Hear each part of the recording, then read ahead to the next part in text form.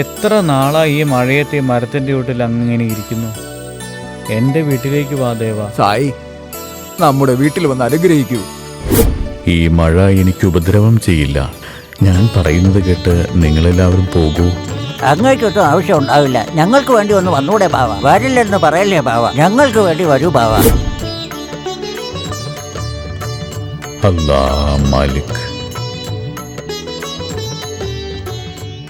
എന്താ ഇത്?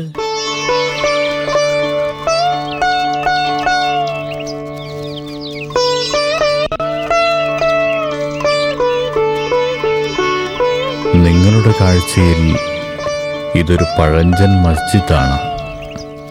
പക്ഷേ ഇത് നമ്മളെല്ലാവരെയും രക്ഷിക്കുന്ന ദ്വാരകാമയി.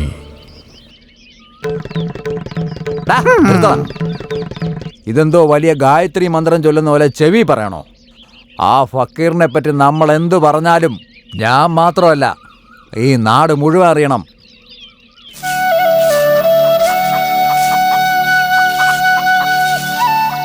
ലക്ഷ്മി, ഈ ഫക്കീറിനെ കാണാൻ വന്നതാണോ? എന്റെ ദൈവം ഇവിടെയാണുള്ളത്. ആ ദൈവം അങ്ങാണ് ബാബ. അങ്ങേക്ക് സേവ ചെയ്യുന്നത് പോലും സകല പുണ്യക്ഷേത്രങ്ങളിലും തൊഴുതു വന്നതുപോലെയാ. ഏതു പൂർവജന്മത്തിന്റെ ഫലം കൊണ്ടാണോ നിങ്ങളെ പോലുള്ള നല്ല മനസ്സുള്ളവരെ കണ്ടുമുട്ടാൻ ഭാഗ്യമുണ്ടായി? ആ ഭാഗ്യം എന്റെയാണ് ബാബ. ഏത് ജന്മത്തിൻ പുണ്യഫലമാണോ ഈ ജന്മത്തില് അങ്ങയെ നേരിട്ട് കാണാനുള്ള ഭാഗ്യം എനിക്ക് സിദ്ധിച്ചത്. ആ ഫക്കീറിനെ മസ്ജിദിൽ കൊണ്ടാക്കിയല്ലേ? നിങ്ങളിങ്ങനെ നോക്കിക്കൊണ്ടിരുന്നാലേ അങ്ങേര് മസ്ജിദ് തന്നെ കൈക്കലാക്കി കൊണ്ടുപോകും. ആക്രമിക്കുന്നതിന് മുമ്പ് അവനെ തീർക്കണം.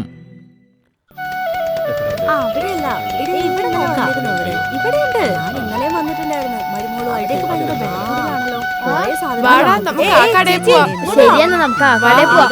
അവിടെ എന്തോരം സാധനങ്ങളാ. നോക്കിയേ, കൊള്ളാലേ. അമ്മേനോട് പറഞ്ഞത് വാങ്ങിക്കാൻ പറഞ്ഞാലേ.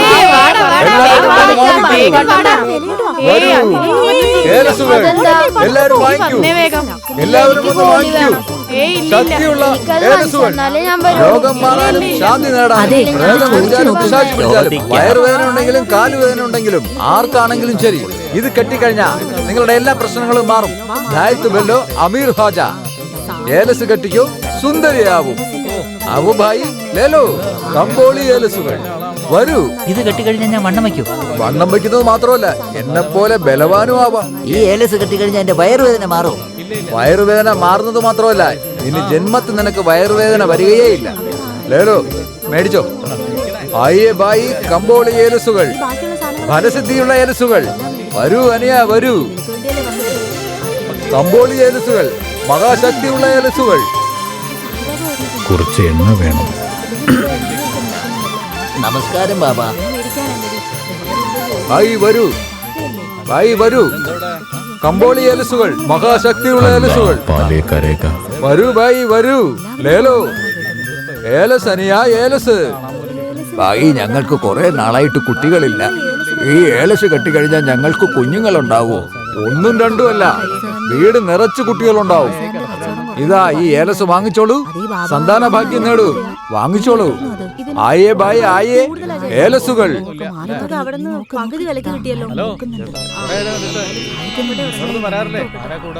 അല്ലാ മാലിക്.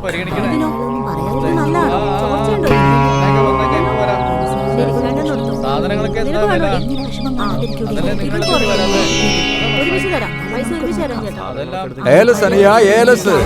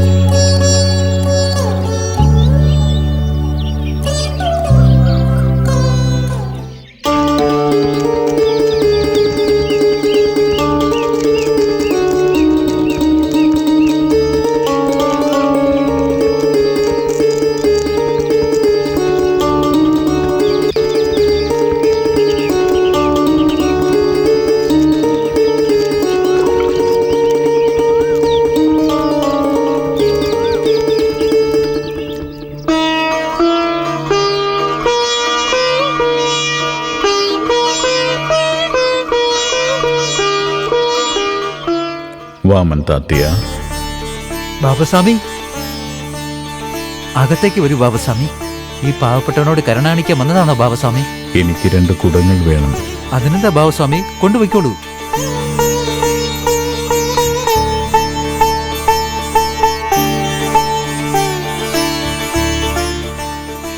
വാങ്ങിക്കോളൂ ബാബസ്വാമി.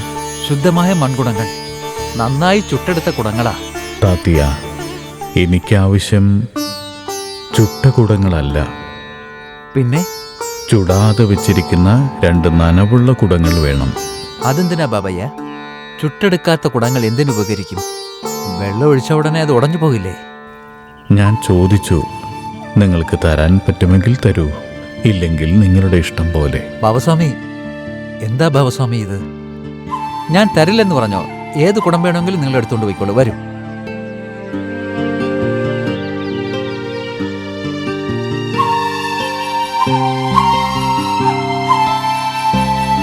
ഇതാ ബാബസ്വാമി, കൊണ്ടുപോയിക്കോളൂ. അല്ലാ തേരാ പാല കരേഗ. നന്ദി ബാബസ്വാമി.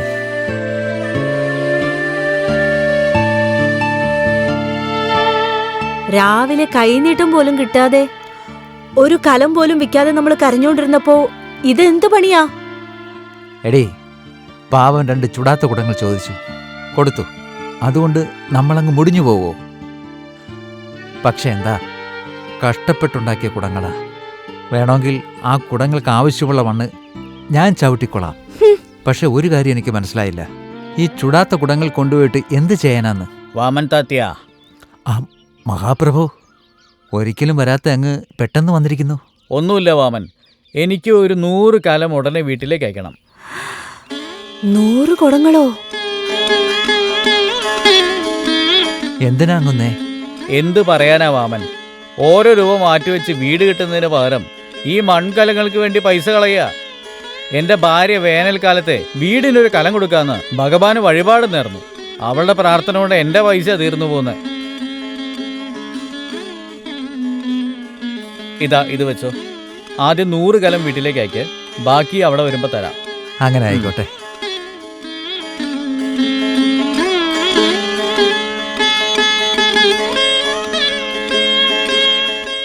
ഇതെന്ത് അത്ഭുതമാണ്! ദിവസവും 5 കുടം വിൽക്കുന്നത് തന്നെ ഒരുപാട് കഷ്ടപ്പെട്ടിട്ടാ. ഇന്നിപ്പോ 100 കുടങ്ങൾ കച്ചവടമായല്ലോ. ഇപ്പൊ വിശ്വാസം വന്നോ നിനക്ക്?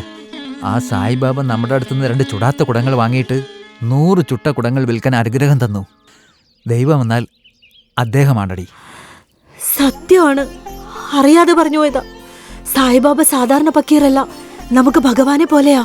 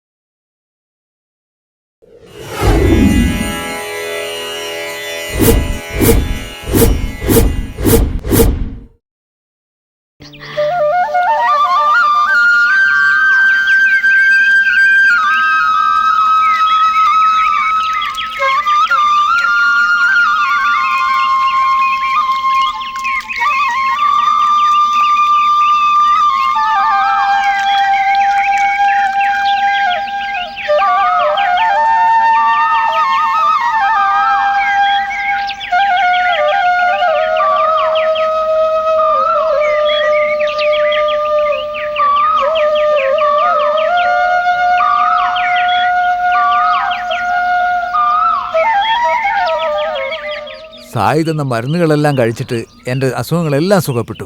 അതിനല്ലേ വൈദ്യരിവിടെയുള്ളത്. അമ്മാവാ, എന്താ താത്യ ഇന്ന് നല്ല സന്തോഷത്തിലാണല്ലോ. അതൊന്നുമല്ല അമ്മാവ, ഇന്നു മുതൽ പള്ളിക്കൂടത്തിന്ന് വന്നു കഴിഞ്ഞ് രാത്രിയിൽ ഈ മസ്ജിദില് അമ്മാവിന്റെ കൂടെ കിടന്നോട്ടെ. ഇവിടെ എന്തിനാ? സമാധാനമായി വീട്ടിൽ കിടന്നുറങ്ങിയിട്ട് രാവിലെ മാമന്റെ അടുത്തേക്ക് വാ. അതൊന്നും പറ്റില്ല. അങ്ങനെയാണെങ്കിൽ ഞാൻ പള്ളിക്കൂടത്തിൽ പോവില്ല. ശരി, നിന്റെ ഇഷ്ടം പോലെ എന്റെ കൂടെ തന്നെ കിടന്നുറങ്ങാം. പക്ഷേ പള്ളിക്കൂടത്തിൽ പോകണം. എന്റെ അമ്മാവ് നല്ല ആളാ. സായി, ഈ താത്തി അങ്ങയെ വിട്ട് ഒരു നിമിഷം പോലും ഇരിക്കില്ലെന്ന് തോന്നുന്നു. അതെ അതെ, പതിയെ പതിയെ അവന്റെ കാര്യങ്ങളെല്ലാം നോക്കുന്നത് എന്റെ ചുമതലയാവും. ബാബാ ബാബാ, വയറുവേദന കൊണ്ട് ഞാൻ കുറച്ച് നാളായിട്ട് ബുദ്ധിമുട്ടിക്കൊണ്ടിരിക്കുക. മാറാൻ എന്തെങ്കിലും വഴി പറഞ്ഞു തരൂ ബാബാ. അങ്ങയുടെ വയറുവേദന ഞാൻ സുഖമാക്കാം. ഈ പക്കീറിന് ദക്ഷിണ തരാമോ? തരാം ബാബാ. തരൂ.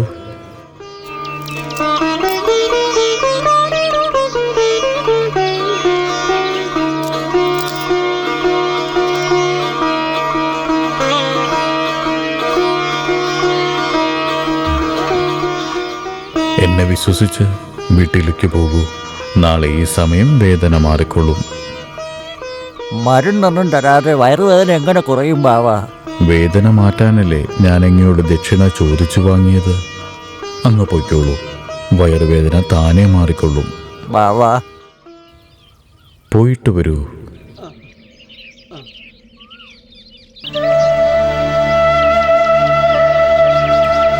സായി, നിങ്ങൾക്ക് പണത്തിനെന്താ ആവശ്യം? എന്താ, എനിക്ക് ആവശ്യം വരില്ലേ? നിങ്ങൾ പരമാത്മസ്വരൂപൻ.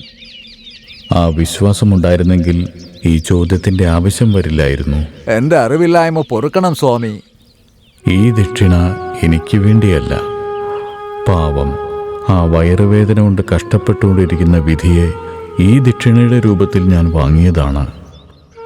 നിങ്ങൾക്ക് എന്നിലുള്ള വിശ്വാസമാണ് ദക്ഷിണ. ബോധപൂർവം എന്നെ വിശ്വസിച്ച് സതുദ്ദേശത്തോടെ എൻ്റെ അടുത്തു വന്നാൽ ആരായാലും ശരി എനിക്ക് സ്നേഹമുള്ളവരായി തീരും. ഈ രൂപത്തിൽ വന്ന ദക്ഷിണ വേറെ കാര്യങ്ങൾക്ക് വേണ്ടി ഉപയോഗിക്കും. ഇവിടെ പാവപ്പെട്ട ഒരാൾ വിശപ്പ് സഹിക്കാനാകാതെ, ഒരു വഴിയുമില്ലാതെ, എന്നോട് ചോദിക്കാനും പറ്റാതെ മൗനമായി എന്നെ ഓർത്തിരിക്കുകയാണ്. ആരാ സായി അത്? ബാബാ ബാബാ, കരുണ കാണിക്കണേ ബാബാ. താമസിക്കാൻ വീടില്ലാതെ, കഴിക്കാൻ ഭക്ഷണമില്ലാതെ വിശന്ന് തളർന്നിരിക്കുകയാണ് ബാബാ. എനിക്ക് സഹായം നൽകി അനുഗ്രഹിക്കൂ ബാബാ. അപ്പോൾ എന്തിനാണ് അങ്ങ് അവിടെ ഇത്ര നേരം മടിച്ചിരുന്നത്? അങ്ങയുടെ വിശപ്പ് എനിക്കറിയില്ലേ? ഇത് വാങ്ങിക്കോളൂ. ബാബാ ബാബാ, ഈ ദക്ഷിണ കൊണ്ട് അങ്ങയുടെ വിശപ്പ് മാറിയാലേ ഇതുകൊണ്ട് ഫലമുണ്ടാകൂ.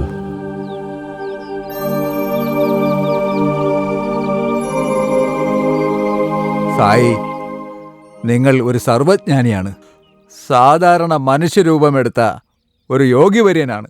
മഹൽസ്യ, മറ്റുള്ളവരിൽ ദൈവത്തെ കാണുന്നതാണ് യഥാർത്ഥ ദൈവികത. മനുഷ്യൻ മനുഷ്യനു വേണ്ടിയും മറ്റ് ജീവജാലങ്ങൾക്ക് വേണ്ടിയും ജീവിക്കണം.